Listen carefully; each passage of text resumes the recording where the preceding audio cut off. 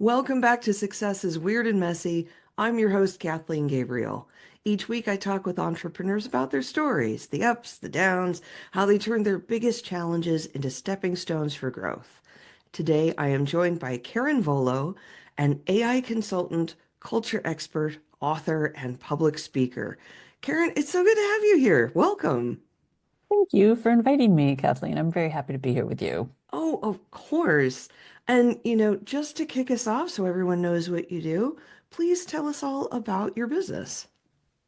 Yes, I have a company called Evolution. It's spelled a little bit differently. It's Evoloshen, which is basically represents evolving spirits, basically. And it's how I ended up switching from executive search and headhunting to working with companies to keep their people. And in 2012, I wrote a book called Engage, and that was really the catalyst to reformulate my business into working with culture. And I've been doing that ever since. So very deep into helping, especially purpose-driven leaders, but leaders supporting in how they're developing and growing their businesses with culture, with people, putting people first as a priority, and then really building in on trust. And in the last year and a half, basically have gotten a deep dive into AI because I've seen how much of an impact that's going to have on people and culture. And so I'm really trying to get the message out there to balance AI implementation with people and basically keep a good, balance between those two. Because everybody is getting affected by AI, everyone's getting touched by it, and it's having a huge impact. And it can be used for good, or it can be used for, a lot of overwhelm and trying to figure things out. And it's a crazy world right now. So, Yep. as you said, it's messy, and that's what happens. Yeah, and actually, AI is such a fascinating topic right now because it has come rolling into our lives with such speed and with so many things that it can do that there's so many arguments about what should it do, what direction should we be focusing on with that. And I find it really interesting that you are combining AI with corporate culture. And so I'd love to hear more about what you think the positive effects of AI can be and could be on business culture. Oh, that is such a good question because not enough people are talking about it. And, from what I see out there, basically, I'm out there trying to really get the word out there. And, I can tell a couple of stories here. Companies who are, trying to grow and everyone is busy doing their thing. And, if you don't have an overarching strategy of how you're bringing in AI and having kind of a plan and a roadmap for it, leaders will sometimes say, oh, just, try it, figure it out. And there's over 30,000 new AI startups with lots of different solutions in the last 2.5 years, basically. It's huge. It's like a fire hose or fire hydrant of just information if you step into the whole AI world. So it becomes extremely overwhelming. People are stressed. They're trying to do their job. And then to add this on top of it, to try and figure out what AI do I use? Where do I use it? How do I use it? It becomes extremely overwhelming. And so I see people in that type of an environment really getting kind of burned out because it's too much for them. On the flip side, if you have an overarching strategy and you know how you want to bring it in and you do it piece by piece and slowly and kind of bring everybody on board and really make it so it's rolled out in a way that really balances technology and people in a really nice way, what's happening is that people are minimum 30% more productive. So they free up their time from the mundane tasks, and all of a sudden they're able to have more time to think and higher value activities that they actually love to do instead of doing the repetitive tasks or the mundane things that they don't want to be doing. So it frees up their time. And so in that environment, I see where the culture is flourishing. People are laughing. They're not stressed and burned out. They actually have more time and they feel like they have a better balance in life. So it's almost these two extremes that's happening, depending on, how the leaders are wanting to roll AI out into the company. That's incredible. And I have to say, I think you are on the forefront of this topic because you're absolutely right. The conversations that I'm hearing, at least, about AI, especially AI in the workforce, in the business place, I'm not hearing about how it affects company culture and the positive ways that it can drive company culture. Those are seen as opposite topics, I would say, by and large. So the fact that you're bringing those together, I think, is going to be very powerful because, of course, anything that affects productivity, of course, anything that affects the way we do work foundationally is going to be extremely important to not just business, but to the culture around our business. Exactly. And I think people need to be talking about this a lot more. I don't come from the technical side. So when you look into the AI world, you'll often, and most of the AI consultants out there are actually, more technically oriented. So they're coming in from technology and coding and I mean, all these different things and the greatest and latest solutions. And here you go, try these things out. And I'm saying, wait, that's great, but how is it going to impact the rest of the business? How is it going to impact the people? And to find a way that you're really bringing in super high quality AI solutions that actually make sense for the business and for the people. And when leaders are taking that into consideration, it makes such a difference because the employees feel like, what, you actually are, I'm being heard and I'm being, taken care of in a way that you're actually listening to me and making sure that I don't get overwhelmed, but actually the opposite, that I'm able to be a lot more productive because I'm having fun doing this. And it's a combination of, from my perspective, when I come in for, helping companies, it's a combination of looking at the solutions, coming up with strategies, doing training to get everybody on board and feeling comfortable with it, and then basically being able to roll out in a way that it makes sense for that business. Everyone is steamrolling right now to be like, oh, we have to get it all up to speed right away. And I mean, don't necessarily agree that it has to be done so fast. It has to be done in a way that makes sense for the people and for the business.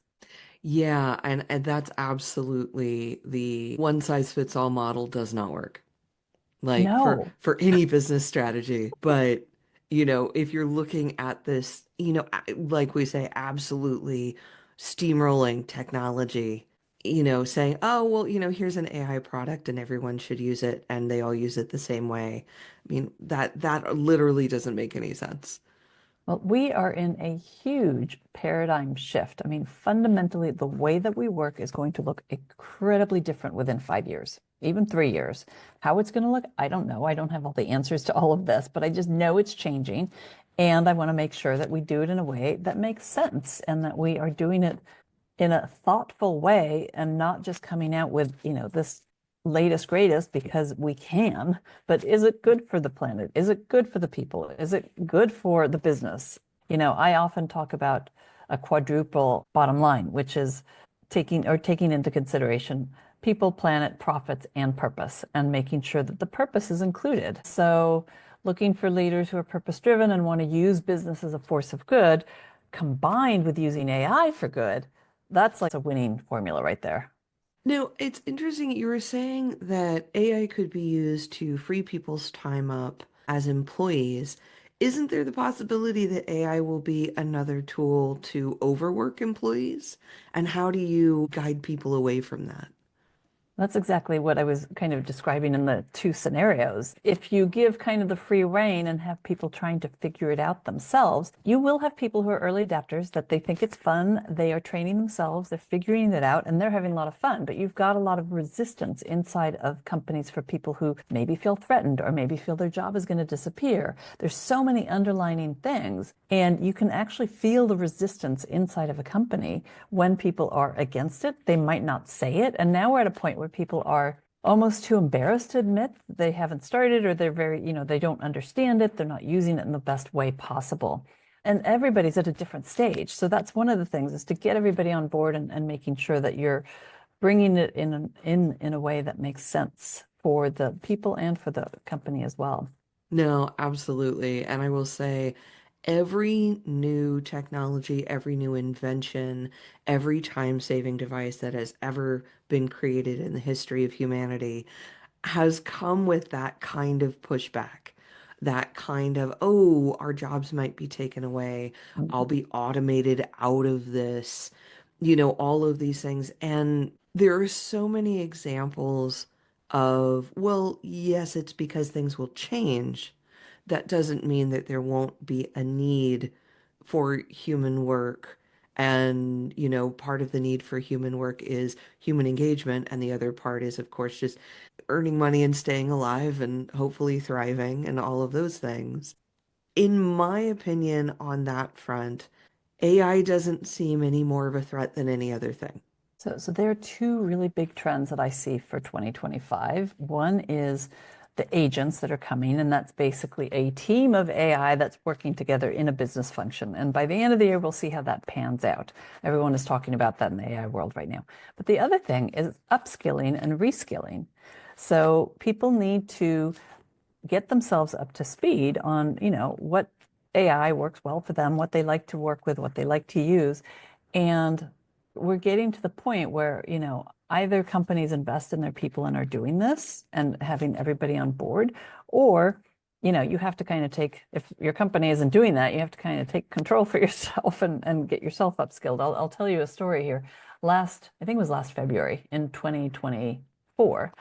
I saw that the country of Singapore basically said to anybody who's over 40 and wants to learn AI, we'll pay for your education. Oh, The entire country. Now, it's granted, it's a small little country, but still, the fact that still. they were willing to invest, and I know people in Singapore, and they're very advanced, they are very comfortable with it, and they're moving forward. So I think when I talk about a paradigm shift, it's because this is bigger than internet and the email. I Yeah, mean, when all that came out, and that was yeah. changing the way we work then as well. The difference now is that it's going much faster and it's having a much bigger impact. And if it's done well, it's going to free up our time as humans to be able to do the things that we really love to do more of. I mean, we're conditioned and programmed, if you want to call it that.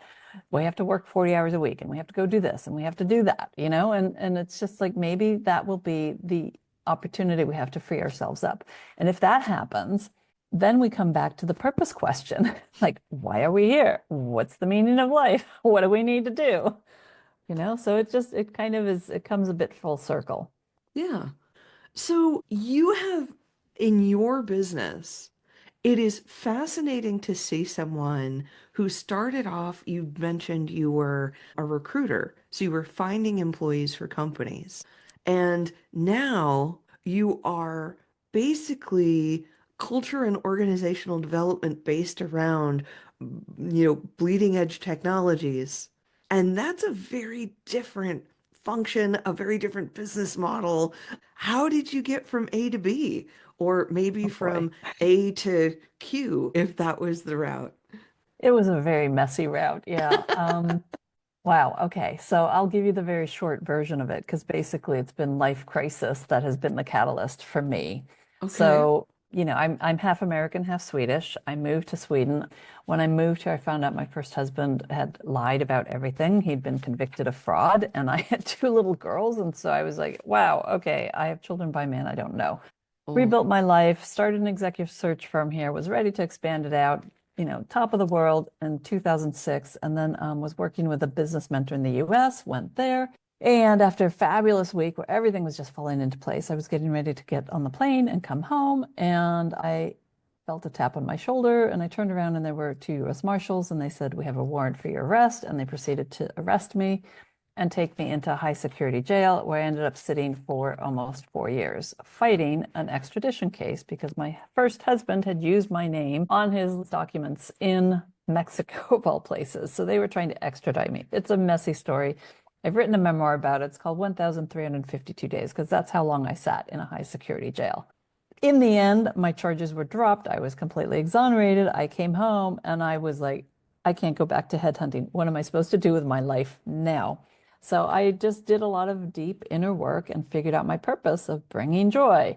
And so that was really a bit of the catalyst to start my company Evolution. So that was that transition there, which was a big one. So then ended up writing a business book called Engage, and that came out in 2012, and that was how I got started with the whole process with Evolution. And then in January of 2023, I was actually diagnosed with stage 4 cancer. So I had to shut everything down, stop everything. That was right when AI was taking off, and I shut everything down. I didn't have my business. I just focused on healing and getting myself well, which I did. and went through 6 months of pretty intense chemotherapy. And when I came out of that, AI had taken off. I knew nothing about it. I was very afraid of it. I was like, oh gosh, what's happening now? And what does this mean? So I thought I better dabble and figure some things out. So I started taking some classes. And then I realized, wow, this is really going to have a huge impact on people.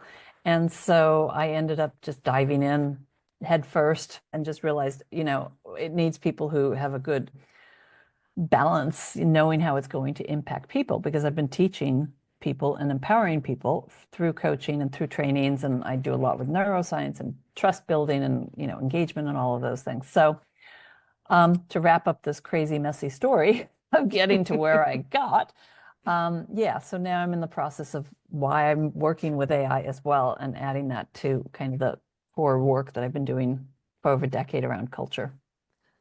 So, I mean, I often ask people what their biggest obstacle was.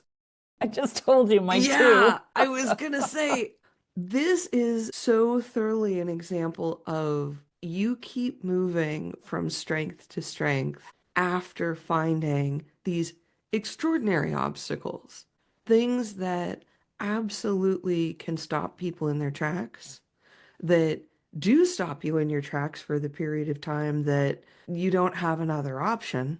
But what do you turn to when you're in those positions of, well, my life has changed through no action or intention of mine. Now I'm dealing with this extreme different situation, extreme, like going to prison for a crime you didn't commit, fighting extradition, and then fighting cancer and going through all of these different things. And you keep remaking yourself and you keep being able to find joy and purpose in your life. And none of this stops you. None of this gets you down permanently. What do you turn to when with So that? that's What a will do you have in yourself? Yeah, that's a great question. And I will say, when I started, and let me just say, prison is when you're convicted. I was never convicted of anything. So I was in Oh, thank, jail, which is worse. oh, Actually, it's worse because you're just in this limbo land and it's a much harder environment because you don't have you can't go outside. There's no freedom. You're confined. So I learned a lot during those 4 years. It taught me all those self-help books that you read and they have exercises in it and you think, oh, I'll come back and do that. Well, I did every single one. So all the things that I brought into my trainings that I teach, I know for a fact work because I've done them myself and I've worked on it myself.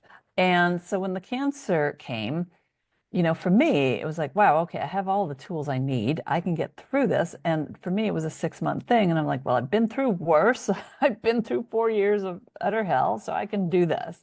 So I just had that kind of mindset that, okay, I was going to get through this. And then, incredible things happened along the way and along the journey that were very, for me, deeply significant that this was happening for a bigger purpose. So, I mean, when it comes to resilience, I'm kind of an expert on that. So, when I come in and do inspirational talks or when I do my teaching, like people know, like I'm not making this stuff up. I'm not book read. I'm kind of street smart on this kind of stuff because I've been through the ringer and back. And I had a very smart mentor say to me once, you know, people who have extreme lives like I've had and like he had had. I mean, the breadth is really, really wide, and our ups are really high and our downs are really, really low. And we're here to help others that maybe don't have that extreme, but that, we can kind of guide them because we've learned through being in the thick of it and the fire and all of that kind of thing. So, I've just, for some reason, and I'll just end with this, but like when we come to purpose, taking a really difficult situation that you've gone through and finding a purpose to it and using that to fuel you makes a world of difference. And I've done it twice now, going through these two different things. It's like, wow, okay. And it has such a profound effect on yourself, but also the work that you do. that's so powerful. You have an incredible story. And I always find it so inspiring when people come through with that strength and resilience and continue to double down on positivity because I feel like it would be very easy not to. You So, have a choice. You can't have a positive and a negative thought at the same time. So it really comes down to emotional intelligence. And I've learned a lot about neuroscience, over the years and everything that I teach. And when you learn that kind of stuff, it's like, okay, you have tools, you can make choices, and absolutely hard things happen. Absolutely. You're gonna, you could be angry, you could be sad, you could be depressed, all those things. But the question is, how long do you actually want to be there? So, I have a tool that I give out online. Basically, it's called the Joyometer, and it's like a mood management system. And so it's just having that emotional awareness of where you are and acknowledging, okay, I'm feeling sad for whatever reason, this has happened. Be in that emotion, feel that emotion, but then realize, like, okay, how long do I need to be there? Because if we process emotions when they happen versus kind of sweeping them under the carpet and not dealing with them at that time, what ends up happening is that you release it rather than stuffing it in there. And if you don't deal with your emotional traumas or whatever, it's going to come back in one way or another. It's either the whispers or the brick in the head that's going to stop you and make you deal with things, right? So I think those are just really important things. And as a business leader and as a business owner and anybody who, is running a business, there's a lot of stress that goes into that. But you have to kind of find the right balance, making sure that you are living in the moment and really appreciating what you're doing. And when you have a purpose behind that, it makes a really big difference. You're not just doing it for, the money or for the status or for whatever. But if you're really having a positive impact, that will be what fuels you through those ups and downs. Well, on that subject, I'd love to hear how you define success. I love that question because everybody out there has their own definitions of success. So I Hmm. do talk about joy, and I am known as a chief joy bringer. And for me, joy is happiness infused with love. It's something that comes from inside. And regardless of what's happening in your life, you can, find those moments of joy.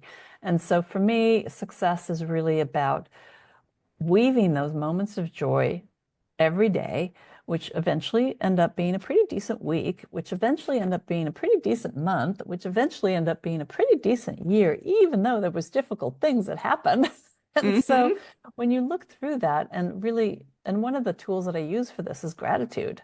And gratitude can really help in seeing the positive things that are happening. So for me, success is really about living your best life, doing the things that you love to do, having great relationships, time for your family and friends, and just really enjoying the moment.